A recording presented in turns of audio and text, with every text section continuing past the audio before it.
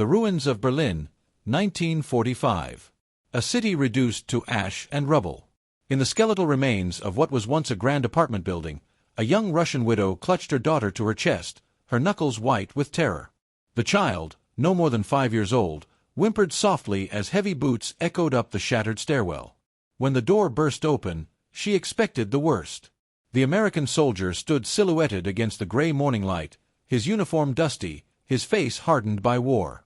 As he stepped forward, the woman's voice cracked through the silence, "Don't touch my child!"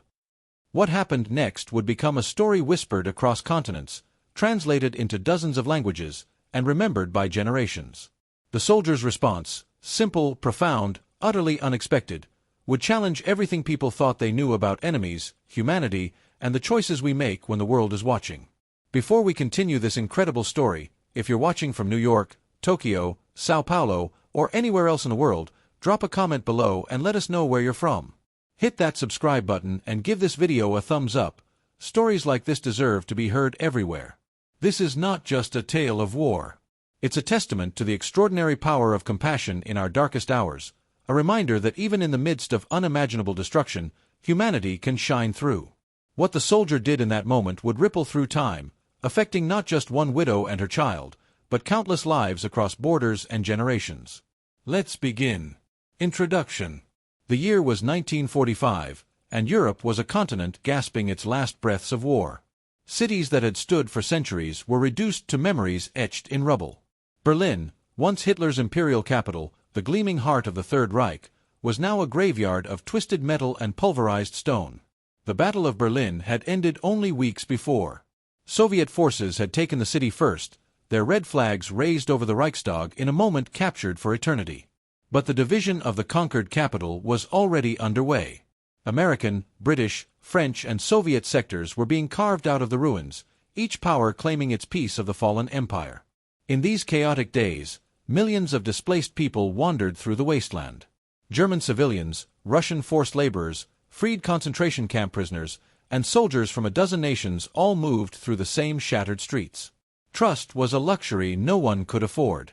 Every stranger was a potential threat. Every knock on the door could mean violence, theft, or worse. Anya Volkova, though that wasn't the name she would eventually be known by, was 26 years old. She had been beautiful once, with dark hair and eyes that held both warmth and intelligence. Her husband, Dmitry, had been a Soviet engineer conscripted in 1941. She'd received word of his death at Stalingrad 2 years later. The letter had been brief, impersonal, one of millions sent to widows across the Soviet Union. When Germany began to collapse, Anya had been among the thousands of Russian civilians trapped in Berlin. Some had been brought as forced laborers, others had fled westward as the Soviet army pushed through Eastern Europe. Now, with Germany defeated, she found herself in a strange limbo, a Russian woman in an American-controlled sector, unable to return home, unable to move forward, surviving day by day in the ruins with her daughter, Katya. The apartment they occupied wasn't really an apartment anymore. 3 walls remained. The 4th opened to the sky. Rain came through gaps in the ceiling.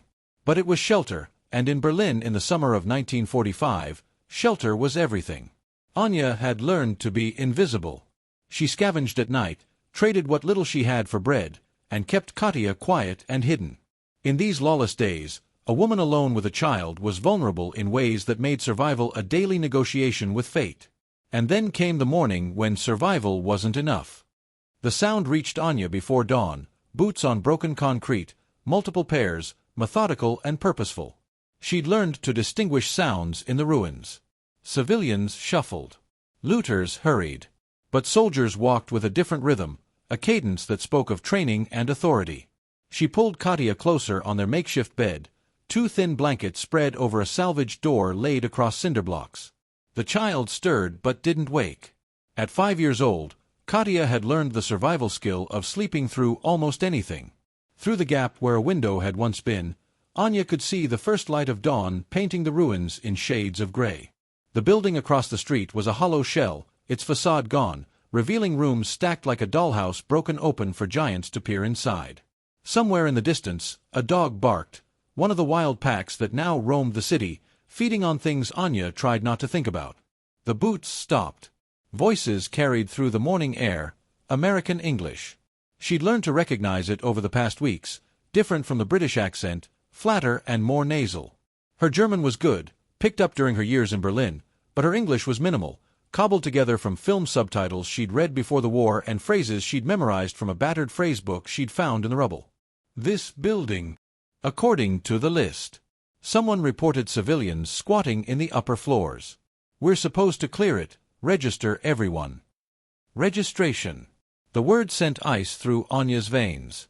She knew what happened to Soviet citizens who fell into the wrong hands during these chaotic days. Stalin's government was already recalling Russian nationals from occupied territories. Those who returned faced interrogation, suspicion of collaboration, accusations of cowardice for having been captured or displaced rather than dying for the motherland.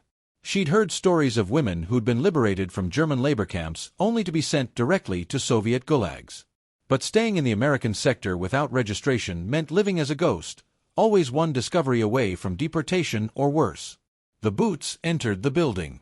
She heard them below, on the ground floor, then the second floor. Voices called out in English and broken German, "Raus! Come out! We know you're here." Anya's mind raced through impossible options. The roof. Too exposed, and there was no way down. The basement. Collapsed and flooded. The only other exit was through the stairwell, which meant going directly toward the soldiers. Katya's eyes opened. The child had her father's eyes, gray-blue, unusually clear. "Mama." "Sure, little dove," Anya whispered in Russian, smoothing her daughter's tangled hair. "Be very quiet." The Boots reached their floor. She could hear them moving through the corridor, kicking open doors that still clung to their frames. 3 rooms down. 2 rooms down. Anya made a decision born of instinct rather than reason. She stood, positioning herself between the door and Katya, pulling the child behind her. If they were going to take her, question her, register her, deport her, she would face it standing. She would not let them see her cowering. The door to their room hung at an angle, one hinge broken. It swung open with a groan of damaged metal. The American soldier was tall. They all seemed tall to Anya, who barely reached 5 feet 3 inches. He wore the standard olive drab uniform, dusty and worn, with corporal stripes on his sleeve. His helmet shadowed his face, but she could see he was young, probably no more than 25. He carried his rifle loosely, pointed at the ground, not immediately threatening but present, a reminder of power and authority. Behind him, 2 more soldiers waited in the hallway. The corporal's eyes swept the room, the makeshift bed, the small pile of salvaged items in the corner, a dented pot, 3 chipped plates, a blanket that might once have been blue, the gap in the wall that served as their window to the ruins beyond. Then his gaze settled on Anya and the small child clutching her mother's skirt. "Raus," he said in terrible German, then switched to English. "Come out. We're registering all civilians in this sector." Anya understood enough. Registration. Papers. Questions about nationality and background. The beginning of a process that could only end badly for her. "Please," she managed in broken German. "We are not trouble. We stay quiet. We bother no one." The corporal stepped into the room. It wasn't a large space, perhaps 10 feet by 12, with the ceiling partially collapsed on one side. His presence seemed to fill it, making the air heavy and close. Katya whimpered and pressed harder against Anya's legs. The corporal's expression softened slightly. He lowered his rifle completely, letting it hang from its strap. "It's okay," he said, his voice gentler. "We're not here to hurt anyone. But everyone needs to be registered. It's for your own safety. Food distribution, medical care, you can't get any of that without papers." Anya caught perhaps 1 word in 3. What she understood clearly was the gesture he made. Come, follow, move. What she understood in her bones was that following meant entering a system, being documented, being identified as Soviet, being sent back. "No," she said, the word coming out harder than she intended. "We stay here. We need nothing from you." The corporal's jaw tightened. He glanced back at his companions, then returned his attention to Anya. "Ma'am, I've got orders. Everyone in this building gets registered. You can come peacefully, or—" He left the threat unfinished, but it hung in the air between them. In that moment, something broke in Anya. All the fear, all the helplessness, all the months of surviving on scraps and luck, and the kindness of strangers who had none to spare, it crystallized into a desperate, futile defiance. When the corporal took another step forward, reaching out perhaps to guide her toward the door, Anya's voice ripped through the ruined room with the force of every mother's primal terror. "Don't touch my child." She said it in Russian, the words harsh and guttural, but the meaning was universal. She grabbed Katya and pulled her daughter fully behind her, spreading her arms as if she could make herself a wall, a shield, an impassable barrier between this soldier and her little girl. The corporal froze. In the hallway, the other soldiers shifted, hands moving toward weapons. The morning light slanted through the broken wall, painting everyone in stark angles of shadow and brightness. Dust motes hung in the air like suspended time. Anya was breathing hard, her heart hammering so loudly she was certain everyone could hear it. Katya was crying now, silent tears running down her small face, her fingers clutching her mother's threadbare dress. The corporal looked at Anya, really looked at her, perhaps for the first time. Saw not just another displaced person to be processed and catalogued, but a human being pushed beyond her breaking point. A mother who had already lost everything except the one thing she would die to protect. What happened next took perhaps 3 seconds but would echo through decades. The American soldier did something no one expected. He took a step backward. Then he did something even more unexpected. He lowered himself to one knee, bringing his eyes level with where a child's eyes would be if she weren't hiding behind her mother's skirt. He removed his helmet, revealing sandy brown hair and a face that suddenly looked even younger, almost boyish without the military headgear. When he spoke, his voice was soft, almost conversational. "I have a daughter. Back in Ohio. Her name is Sarah. She's about your little girl's age." He reached into his jacket pocket slowly, deliberately, showing he wasn't reaching for a weapon. What he pulled out was a photograph, creased and worn from being carried in a breast pocket over thousands of miles. He held it up so Anya could see, a young woman in a summer dress standing in a garden, holding a small child with blonde pigtails. Both were smiling. "That's my wife, Dorothy. And that's Sarah." His voice caught slightly on his daughter's name. "I haven't seen them in 18 months. Anya stared at the photograph, then at the soldier's face. In the ruins of Berlin, surrounded by the wreckage of 2 nations that had tried to destroy each other, something shifted. The corporal carefully put the photograph away. When he looked up at Anya again, his eyes held a question rather than a command. "I'm not here to hurt you or your daughter," he said quietly. "I promise you that. Whatever you're afraid of, whoever you're running from, I give you my word, my personal word, that I won't let anything bad happen to you today." Anya didn't understand all the words, but she understood the tone. More importantly, she understood the gesture of showing his family, of making himself vulnerable, of acknowledging her not as a problem to be processed but as another parent trying to protect a child in an impossible world. Her arms, which had been rigid with tension, began to tremble.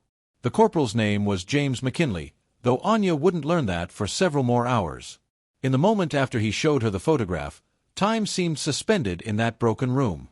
The other soldiers in the hallway shifted their weight, uncertain. This wasn't protocol. This wasn't how these situations typically unfolded. "Corporal," one of them called out. "Everything okay in there?" James, still on one knee, still holding Anya's gaze, responded without turning around. "Give me a minute, Harrison."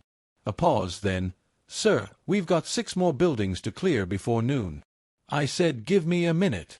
There was steel in his voice now, the tone of a man who might be young but had earned his rank through more than time served. He turned his attention back to Anya and Katya. Slowly, with exaggerated care, he reached into another pocket and pulled out a chocolate bar. It was military issue, a Hershey's tropical bar designed not to melt in heat, not that Berlin's summer was particularly warm. The packaging was dented but intact. He held it out, not toward Anya, but placed it on the ground between them, then slid it gently forward. "For your daughter," he said simply. Katya's eyes, which had been squeezed shut in terror, opened just a crack. She'd forgotten what chocolate looked like. It had been more than a year since she'd tasted anything sweet. In the ruins of Berlin, sugar was more valuable than gold. James slowly stood, keeping his movements smooth and non-threatening. He took another step backward, giving them space. "I need to do my job," he said, and though Anya couldn't follow all his words, She caught his meaning from his gestures. "But here's what I can do. I can register you under a different name. You understand? Different name." He mimed writing, then pointed at her, then made an X with his hands. "Your name, no good? We can." He struggled for words, then tried German again. "Anderen Namen?" A different name. Anya's mind reeled. Was he offering what she thought he was offering? A false registration? That was falsifying military documents. Surely a serious offense. Why would he risk that for a woman and child he'd never met? As if reading her thoughts, James spoke again, his voice so quiet the soldiers in the hallway couldn't hear. "I didn't come halfway around the world just to send mothers and children back to suffer more." He pointed to himself. "James." Then to his chest, over his heart. "Father. Husband." He pointed to her. "Mother." To Katya. "Daughter." Then he spread his hands wide, encompassing the ruined room, the shattered city beyond. "Same. We're the same." In the hallway, Harrison called out again, "Corporal McKinley, Captain's going to have our heads if we don't finish this sweep." James turned partially toward the door. "Tell the captain we found one woman and child, malnourished, in need of medical attention. I'm taking them to the aid station personally. You two continue the sweep." "Sir, protocol says." "Harrison, I don't give a damn about protocol right now. These people need help, and we're going to help them." "That's an order." A moment of silence, then, "Yes, sir." The sounds of boots receded down the corridor, moving to the next room, the next floor. James turned back to Anya. In the sudden quiet, with the other soldiers gone, the atmosphere changed. He gestured to the small collection of belongings in the corner. "Pack. Whatever you need. You're coming with me." The authority was back in his voice, but tempered now with something else. Assurance. Protection. The voice of someone who had made a decision and would see it through. Anya's legs felt weak. She lowered herself to sit on the edge of the makeshift bed, pulling Katya into her lap. The child immediately grabbed for the chocolate bar, looking up at her mother for permission. "It's okay, little dove," Anya whispered in Russian, unwrapping the bar for her. "Eat slowly." As Katya took her first tentative bite, her eyes going wide with forgotten pleasure, Anya looked up at James. She had to try, had to make him understand the magnitude of what he was offering and why it mattered. "I am Russian," she said slowly in German, the words heavy with significance. "You understand? Russian. Soviet." She had to make sure he knew what he was offering to hide. James nodded. "I figured. Your accent. I've heard enough Russian prisoners to recognize it." He paused. "And I know what Stalin does to his own people who got caught behind enemy lines. I've heard the stories from the displaced persons camps." So he knew. He understood exactly what danger she was in, and he was still offering this. "Why?" The word came out in English, one of the few she knew. "Why help me?" James was quiet for a long moment. He walked to the gap in the wall that served as a window and looked out over the ruins. In the morning light, Berlin stretched away in all directions, block after block of destruction, a city murdered by the war that had spawned it. When he spoke, his voice was distant, as if he was talking to the ruins rather than to her. "My unit came through a town in France. Little place called Oradour-sur-Glane. The SS had massacred everyone, women and children locked in a church and burned alive. We got there a week after liberation. The bodies were still there." He stopped, his shoulders tight. "I stood in that church, and I promised myself something. I promised that if I ever had the chance to save someone, especially a child, I would do it. No questions, no hesitation. Because maybe," his voice broke slightly, "maybe that would balance the scale somehow. Maybe that would make this all mean something." He turned back to face her. His eyes were bright, whether with unshed tears or just the reflection of the morning light, Anya couldn't tell. "You don't owe me anything," he continued. "No thanks, no gratitude. I'm doing this because I need to. Because I need to believe that we're better than what we've all become in this war. That we can still be human to each other." Anya understood perhaps half the words, but she understood everything. She stood, settling Katya on her hip, the child still clutching the half-eaten chocolate bar. With her free hand, she reached out and touched James's arm, Just briefly, just enough to make contact. "Thank you," she said in English, then in German, "Danke." Then in Russian, "Spasibo." James nodded. "We need to go. My offer stands. I can register you with a new name, German name, displaced German civilian. It'll be easier to keep you in the American sector that way, get you and your daughter proper rations and housing. But you need to trust me." Trust. Such a simple word for such an enormous leap. Anya had trusted her husband, and he was dead. She'd trusted that the world was fundamentally orderly, and the war had taught her that was a lie. She'd trusted that if she just kept her head down and stayed invisible, she and Katya would survive. But survival wasn't enough anymore. She could see that now. They couldn't keep living in ruins, scavenging and hiding, always one disaster away from starvation or worse. At some point, you had to trust someone, or you stopped being human yourself. "Okay," Anya said. "Okay. We come." James's face broke into a smile, the first genuine expression of happiness she'd seen from him. "Good. That's good. Now, quickly, what can you carry?" Between them, they gathered Anya's meager possessions.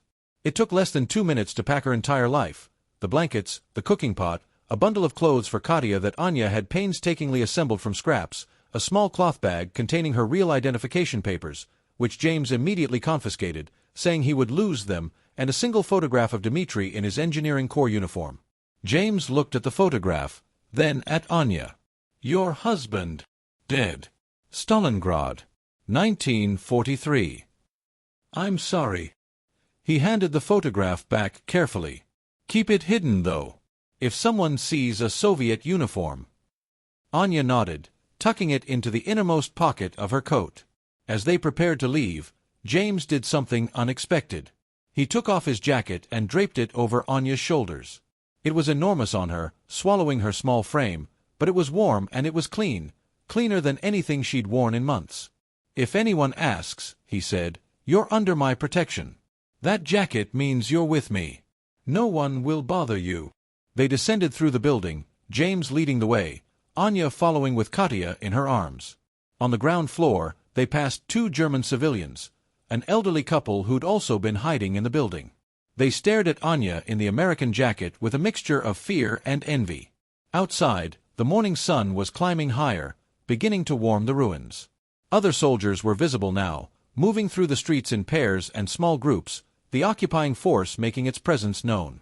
A jeep rumbled past, carrying officers. James guided them down a side street, away from the main thoroughfares. "The aid station is about 10 blocks from here. It's a walk, but it's safer than trying to get transport. Less questions."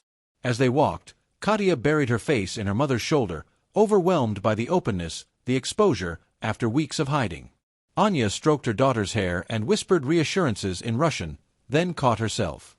If they were going to survive with new identities, she would need to stop speaking Russian in public. The thought hit her like a physical blow. She would have to teach Katya to hide who she was, to forget her father's language, to become someone else. James noticed her distress. "Hey, one step at a time. Today, we just get you registered and fed. Tomorrow." He shrugged. "Tomorrow we figure out the rest." The aid station occupied what had once been a school, a solid brick building that had survived the bombing relatively intact, though its windows were blown out and scorch marks darkened one entire wall. A large white banner with a red cross hung above the entrance, and a steady stream of people moved in and out: Allied soldiers, German civilians, displaced persons from a dozen countries, all seeking medical care, food, or simply information. James paused at the entrance, turning to Anya. "Listen carefully. Inside, you don't speak unless spoken to. If anyone asks you questions in English, look confused. I'll translate. Your new name is Anna Muller. You're from a small village in Bavaria, Berchtesgaden. It was heavily bombed, most records destroyed. Your husband was killed in an air raid in 1944. You've been moving from town to town ever since, trying to get to Berlin because you have had family here. But when you arrived, you found your family's home destroyed. You don't know if they're alive or dead. Understand?" Anya nodded, her mouth dry. "Anna Muller. Berchtesgaden. Husband dead in bombing." "Good. And your daughter's name? Katya. Anya stopped herself. She couldn't keep the same name, could she? Kathy. German version. Perfect. Anna and Kathy Muller. James smiled encouragingly. You're going to be fine. Follow my lead. Inside, the aid station was organized chaos. The main hallway had been converted into a registration area, with folding tables set up at intervals, each manned by soldiers or civilian volunteers processing the endless line of people seeking help. To the left, a large room that might once have been a gymnasium served as a medical examination area, separated into sections by hanging sheets. To the right, another room had been designated for food distribution. The smell of disinfectant mixed with unwashed bodies was overwhelming. Katya wrinkled her nose and pressed closer to Anya. James guided them to the shortest line at a registration table. The soldier manning it looked bored, mechanically filling out forms as people shuffled past. He was older than James, with corporal stripes and a cigarette dangling from his lips despite the "no smoking" sign in German and English on the wall behind him. When they reached the front of the line, the soldier looked up with disinterest. Name? James responded in English, Anna Muller and her daughter Kathy. Displaced civilians from Bavaria. I found them squatting in a building in Section 7, brought them here for registration and medical screening. The soldier glanced at Anya, then began filling out a form. Age? James turned to Anya and asked in German, loud enough for the soldier to hear, How old are you? 26, Anya answered, keeping her eyes down. 26. The child? 5, Anya responded. The soldier continued his questions. Place of birth, husband's name and status, reason for being in Berlin, known relatives. James translated each question, and Anya gave the responses they'd rehearsed. The story was simple enough to be believable, tragic enough to be commonplace. In Berlin in 1945, everyone had lost someone. Everyone's home had been destroyed. Anna Muller's story was extraordinary only in its ordinariness. The critical moment came when the soldier asked, Does she speak English? James shook his head. No English, minimal German. She's from a rural area. The soldier grunted, stamped the form, and slid it across the table. Medical screening is through there. Food distribution after. She gets a Class C ration card. That's for displaced German civilians. Next. Just like that, Anna Muller officially existed. James collected the paperwork and guided them toward the medical area. In the relative privacy behind one of the hanging sheets, a young American medic, he couldn't have been more than 19, examined both Anya and Katya with brisk efficiency. Malnutrition, both of them, he announced to James, making notes on a clipboard. The kid's got some vitamin deficiencies. See how her gums are swollen? Probably scurvy. And the mother? He pressed Anya's wrist, feeling for her pulse. Anemic, definitely. When's the last time either of them had a proper meal? Anya understood enough German and could read his concern. She wanted to defend herself, to explain that she'd been doing her best, that she'd given Katya every scrap she could find. But she remained silent, playing her role. James answered for her in English. She said it's been weeks. They've been surviving on whatever they could scavenge. The medic shook his head. Typical. All right, I'm prescribing vitamin supplements for both and extra rations for the kid. Make sure they get to the distribution center and tell Johnson to add them to the hot meal program. 3 meals a day for at least 2 weeks, then we'll reassess. He turned to Anya and attempted German. You need to eat more. Your daughter needs to eat more. Understand? Essen. Food. Anya nodded. Danke. Thank you. The medic's expression softened. Try to get them some fresh vegetables if you can, he told James. Potatoes, cabbage, anything with vitamin C. And keep an eye on the kid's gums. If the swelling gets worse, bring them back. After the medical screening, James led them to the food distribution area. Here, long tables were piled with supplies. Canned goods, dried beans, flour, powdered milk, and the occasional fresh items that had been commandeered or arrived through supply chains. The American military had food, more food than anyone in Berlin had seen in years. The soldier behind the distribution table, a weary-looking sergeant with kind eyes, glanced at Anya's ration card and began loading items into a cloth sack: 2 cans of beans, a small bag of flour, a tin of powdered milk, a handful of potatoes, a can of Spam, and a loaf of bread that was only slightly stale. "This is for 1 week," James translated. "You come back next Wednesday for more. Show your card." The sergeant added a bar of soap and, after a moment's hesitation, 3 more chocolate bars. He winked at Katya, who was staring at the food with wide eyes. Outside the distribution area, there was a small room where people could eat a hot meal on site. James steered them toward it. "You should eat something now. Who knows when you'll be able to cook those supplies properly." The meal was simple: vegetable soup, bread, and weak coffee, but it was hot and abundant.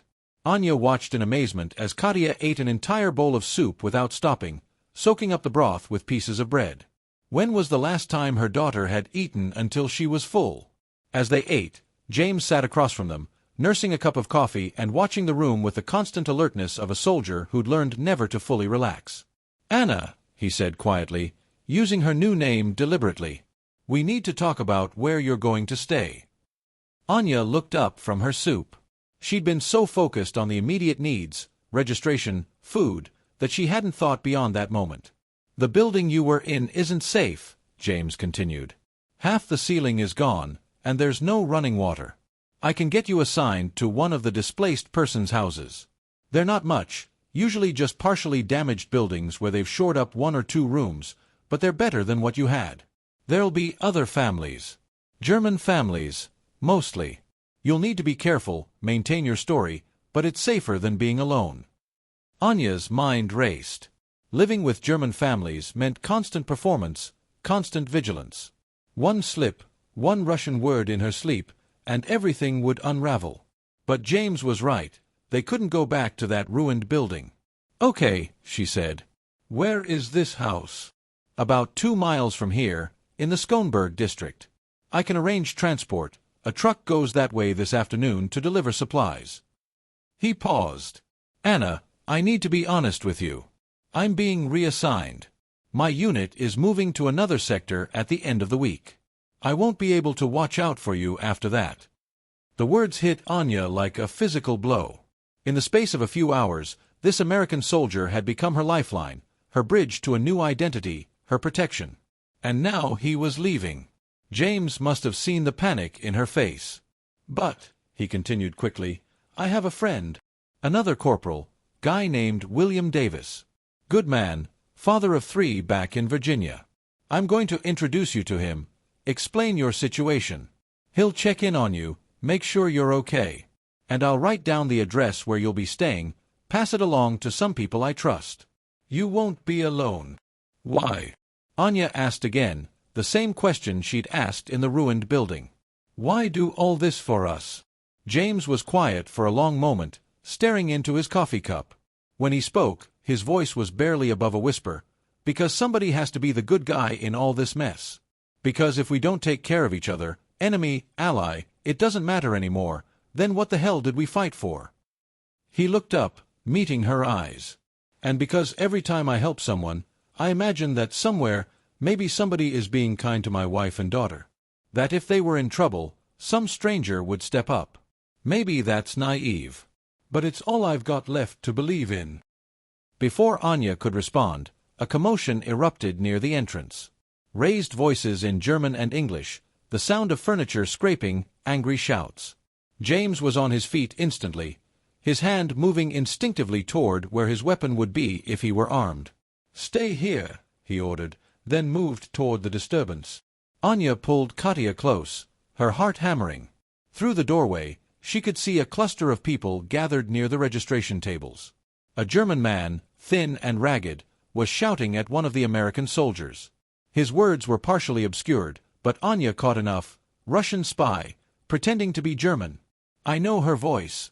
Heard her speaking Russian." Her blood turned to ice. The man was pointing in the direction of the dining area, pointing toward where she sat. For a terrible moment, Anya was certain her new life was ending before it had even begun. Discovery, exposure, deportation, all the fears that had driven her to hide for months were crystallizing into reality. But then James's voice cut through the chaos, sharp and authoritative. "Stand down. That's enough." The German man turned toward him, still agitated. "But I tell you I heard." You heard nothing, James interrupted. The woman you're talking about is under my protection. She's a registered displaced person with proper documentation. If you have a problem with that, you can take it up with my commanding officer. Otherwise, I suggest you back off before I have you removed from this facility. The German man sputtered, looked around for support, found none, and finally backed down, muttering under his breath. James returned to their table, his face carefully neutral, but Anya could see the tension in his jaw. He sat down and leaned forward, speaking quietly in German. We need to leave. Take your supplies and follow me. But no questions. That man might not cause more trouble, but I don't want to risk it. Come on. Anya grabbed their bag of supplies, hoisted Katya onto her hip, and followed James through a side exit. Her heart was racing, her mind spinning with fear. How had that man heard her? When had she slipped? Was her accent so obvious even in German? Outside, in the harsh daylight, James flagged down a military truck that was loading supplies. He spoke briefly with the driver, then helped Anya and Katya into the back. This truck is going to Schönberg, he told her. The address of your new accommodation is on this paper. He pressed a folded note into her hand. William Davis will find you there tomorrow. Trust him like you'd trust me. James, Anya started, using his name for the first time. You're going to be okay, Anna, he said firmly, using her new name deliberately. You and Kathy are going to make it. Just be careful, keep your head down, and remember, you're German now. Think in German, dream in German. Leave Russia behind. The truck's engine roared to life. James stepped back, giving her a final nod. As the truck pulled away, Anya looked back to see him standing in the rubble-strewn street, watching them go, one hand raised in farewell. The displaced person's house in Schönberg was better than the ruin they'd left behind, but not by much. It was a former apartment building, 3 stories tall, with the top floor destroyed by bombing but the lower levels still structurally sound. The Americans had patched the worst damage, installed temporary roofing, and crammed multiple families into spaces designed for one. Anya and Katya were assigned to share a single room with 2 other families, an elderly German couple, the Schneiders, and a young widow named Greta with her infant son. The room had once been a parlor. Now it held 6 people, their meager belongings, and the constant tension of forced proximity with strangers. That first night, lying on a thin mattress on the floor with Katya curled against her, Anya barely slept. Every sound made her freeze: footsteps in the hall, conversations in adjacent rooms, the baby crying. She was hyper-aware of how she breathed, what she might say in her sleep, whether Katya might unconsciously revert to Russian in her dreams. The other families were polite but distant. This was Berlin in 1945. Everyone was suspicious of everyone. The Schneiders had lost 2 sons in the war and regarded all newcomers with resigned sadness. Greta was so exhausted by the demands of caring for her infant alone that she barely registered Anya's presence. The next morning, true to James's word, Corporal William Davis arrived at the house. He was older than James, perhaps in his mid-30s, with a weathered face and gentle eyes. He spoke limited German but made himself understood through patience and gestures. "James told me about you," he said, standing in the doorway of their crowded room. "Asked me to look out for you. So I'm going to check in every few days, make sure you're getting your rations, see if you need anything." Anya, conscious of the other families watching, responded in careful German, "Thank you. You are very kind." William's eyes crinkled in a smile. "James said you were brave. Said you reminded him of his wife. That's high praise. He thinks the world of Dorothy." He reached into his pack and pulled out a small bundle wrapped in cloth. "For the little one. My daughters are too old for these now." Inside were 3 picture books, their pages worn but intact. Katya's eyes went wide. Books. She hadn't seen a children's book in over a year. "Say thank you, Kathy," Anya prompted. "Danke," Katya whispered, clutching the books to her chest. William left after arranging to return in 3 days. True to his word, he came regularly over the following weeks, always bringing small gifts, food, clothing, once a doll that made Katya cry with joy. He never asked probing questions, never pushed Anya to reveal more than she volunteered. He simply provided the steady, reliable support that allowed them to begin building something resembling a life. The days fell into a routine. Every morning, Anya took Katya to the distribution center for their meal. Afterward, she did whatever work she could find, cleaning, mending clothes, helping to sort supplies at the aid station. The Americans paid in food or occupation currency, which could be used at the military stores that were beginning to appear in the American sector. She was meticulous about maintaining her cover. She spoke only German, and over time, she began to genuinely think in German rather than translating from Russian in her head. She taught Katya German nursery rhymes to replace the Russian lullabies. When they were alone, in the brief moments when no one else was in their room, she would whisper stories of Katya's father in Russian, determined that her daughter would not forget entirely. But these moments became rarer as the weeks turned into months. The other residents slowly warmed to Anna Meller and her daughter. Frau Schneider, the elderly woman, took particular interest in Katya, teaching her to knit with scraps of yarn. Greta began to trust Anya enough to ask her to watch the baby occasionally so she could venture out for supplies. But there were close calls. Once, during a nightmare, Anya woke herself by calling out Dmitri's name, thankfully in German rather than Russian, and she quickly explained to the wakened roommates that she'd been dreaming of her dead husband Heinrich. Another time, Katya instinctively counted to 10 in Russian while playing with Frau Schneider, and Anya had to quickly claim the child had learned the numbers from a Russian prisoner who'd been kind to them on the road to Berlin. Each lie, each omission, each moment of pretending chipped away at something inside Anya.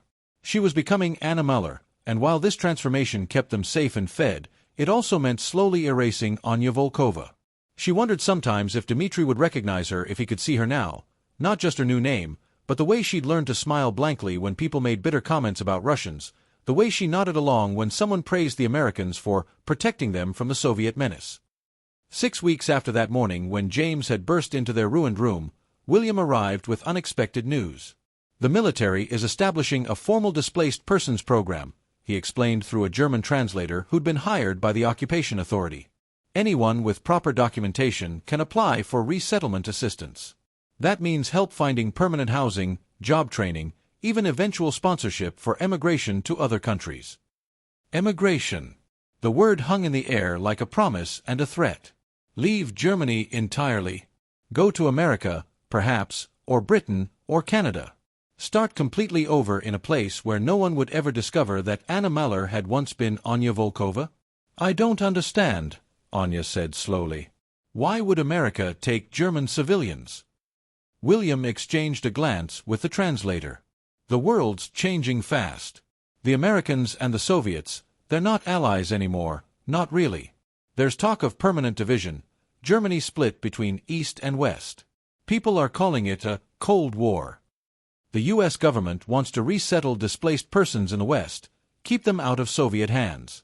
It's complicated. Political. How long would this take? Months, maybe years. The program is just starting. But if you're interested, I can help you file the paperwork. That night, Anya lay awake again, staring at the ceiling. Emigration meant safety, true safety. It also meant complete severance from everything and everyone she'd ever known. If she went to America, she could never return to Russia. She would never stand at Dmitri's grave, never find out what had happened to her parents who'd been in Leningrad when she'd last heard from them, never reclaim her real identity. But staying meant eternal vigilance, endless pretending, always looking over her shoulder. In the darkness, she felt Katya stir against her. Her daughter was gaining weight, her cheeks filling out, her energy returning. The child laughed now, played with other children in the building. She was learning to read from the picture books William had given her. She had a future, something that had seemed impossible just 2 months ago. Anya had to think of Katya, not herself. Mama. Katya's sleepy voice broke the silence. Sind wir sicher? Are we safe?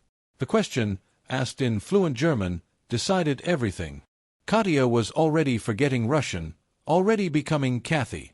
The transformation Anya had resisted for herself was happening naturally, completely, for her daughter. Yes, little dove, Anya whispered back in German. We're safe. The next morning, she told William she wanted to apply for the resettlement program. The paperwork was extensive, requiring documentation Anya no longer officially had. But James had done his work well when he'd created Anna Meller's identity. The registration papers, the medical records, even the ration cards all supported the fiction. William guided her through each form, helping her craft a story that was simple and verifiable. 4 months after that first terrifying morning, a letter arrived. Anna Muller and her daughter Kathy had been accepted into the resettlement program. They would be moved to a displaced persons camp in Western Germany, where they would receive education, job training, and eventually be matched with a sponsor country. Their departure date was set for November 1945. On the last day before they were scheduled to leave Berlin, William arrived with a special visitor. James McKinley had returned. He looked thinner than Anya remembered, more worn by the months of occupation duty.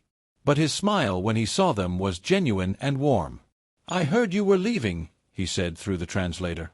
"I wanted to say goodbye properly, and to give you this." He handed Anya an envelope. Inside was a letter of recommendation, written in English and German, praising Anna Muller's character and work ethic. It was signed by 3 different American officers, including a captain. "This will help when you're applying for sponsorship," James explained. "References from military personnel carry weight." But there was something else in the envelope, a photograph. It showed James, William, and another soldier Anya didn't recognize, standing in front of a military truck. On the back, in careful handwriting, were 3 addresses in America and a brief note in German. "If you ever make it to the United States, write to us. You'll always have friends here. James, William, and Thomas." Anya's eyes filled with tears. "I don't know how to thank you. What you did, what you've done." James shook his head. "You don't need to thank me. You just need to take care of that little girl and make a good life. That's all the thanks I need." He crouched down to Katya's level. "And you, Kathy, you be good for your mama, okay? Study hard, grow up strong. Make us proud." Katya, now comfortable around the Americans who'd been so kind to them, threw her arms around James's neck in an impulsive hug. He hugged her back, his eyes closing briefly, and Anya knew he was thinking of his own Sarah, half a world away. That evening, as Anya packed their belongings, so much more than they'd had when they arrived in Berlin, she found herself taking out the one item she'd kept hidden all these months. The photograph of Dmitri in his Soviet uniform. She looked at it for a long time, memorizing his face one last time. Then, with shaking hands, she burned it in the small stove that heated their room. It was the last piece of Anya Volkova. Anna Muller had to be complete, had to be real, if they were going to survive. As the photograph curled and blackened in the flames, Anya whispered a final goodbye in Russian, to her husband, to her old life, to the woman she had been. Then she turned to Katya, smiled, and spoke in German, "Tomorrow we start our new adventure." The story of Anna Muller, the woman who was once Anya Volkova, didn't end in Berlin. She and Katya spent 18 months in a displaced persons camp, where Anna learned English and trained as a seamstress. In 1947, they were sponsored by a Lutheran church in Minnesota and immigrated to the United States. Anna never told anyone her secret. Not her new friends in America, not the kind man she eventually married in 1952, not even Kathy, who grew up as Katie Miller, became a teacher, and never knew she'd been born in Russia. James McKinley returned to Ohio, to his wife Dorothy and daughter Sarah. He ran a hardware store and served on the town council. He kept the photograph of Anna and Katie on his desk until the day he died in 1983. His family never knew why that particular picture was so important to him. William Davis returned to Virginia and became a pastor. He corresponded with Anna for over 30 years, their letters filled with mundane details of life, children's graduations, garden harvests, the changing seasons. Neither ever explicitly referenced that morning in Berlin, but the connection forged in those ruins lasted a lifetime. The truth remained hidden until 2003, when Katie Miller, by then Katie Hoffman, a retired schoolteacher in her 60s, was going through her late mother's belongings after Anna's death. Deep in a lockbox, she found documents in a language she didn't recognize, Russian identity papers for someone named Anya Volkova, and a letter in English, written in her mother's careful handwriting. The letter explained everything. Katie struggled with the revelation. Her mother had lied to her for her entire life. Her father, Dmitri Volkov, was someone she'd never known existed. Her nationality, her heritage, her very identity had been obscured. But as she worked through the shock, Katie began to understand. Her mother hadn't lied to harm her. She'd lied to save her. Every omission, every false story, Every moment of pretending had been an act of love, a determination to give her daughter a life free from persecution and fear. Katie eventually shared the story publicly, speaking at schools and historical societies about her mother's courage and about the American soldier who chose compassion over protocol. James McKinley's family was contacted, and they finally understood the significance of that photograph. The story reminds us that even in war's darkest moments, individuals can choose kindness. That a single act of mercy can ripple through generations. That courage isn't always loud and dramatic. Sometimes it's a quiet decision to help someone who has every reason to be your enemy. Anna Muller lived to be 91 years old. She saw the Berlin Wall fall, witnessed the end of the Soviet Union, and lived long enough to know that the world she'd fled had transformed. But she never returned to Russia, never reclaimed the name Anya Volkova. Because some transformations, once made, can never be unmade. And sometimes, that's exactly as it should be.